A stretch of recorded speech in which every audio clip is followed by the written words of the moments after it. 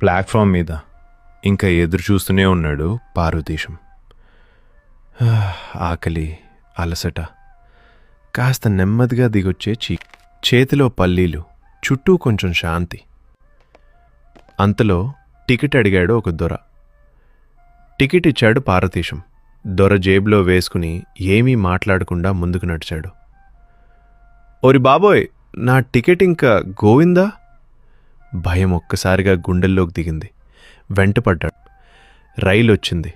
ఆలోచించే లోపే దొర లోపలికి తోసేశారు. రైలు పెట్టెలో అడుగు పెట్టగానే ప్రపంచం మొత్తం చిన్నదైపోయింది. నెత్తిమీద పెట్టె, చేతిలో మడత మంచం, శరీరంతో పాటు మనసు కూడా ఊగిపోతుంది. ఒక్క కుదుపు, అడుగు జారింది. ఒక ఆడావిడ మీదకి వాలాడు.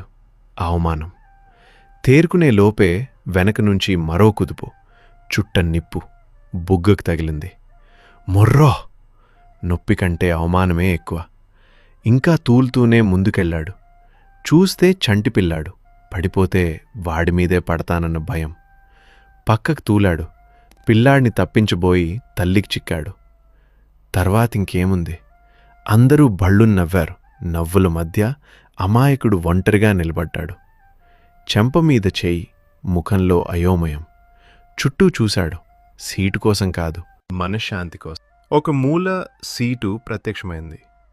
అయ్యా అని కూర్చున్నాడు. సామాన్ కింద పెట్టాడు. అప్పుడే తలపైకి తిప్పి చూశాడు. గొలుసు. ఒక చిన్న వెలుగు కళ్ళలో మెరిసింది. ఇంకేముంది?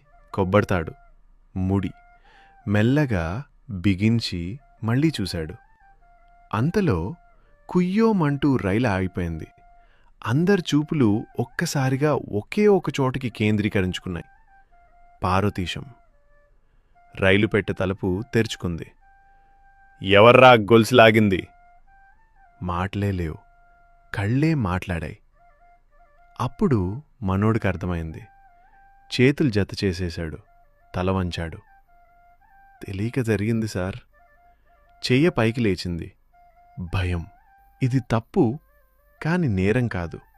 ఎందుకంటే అమాయకత్వం ఎప్పుడూ శిక్షించబడదు.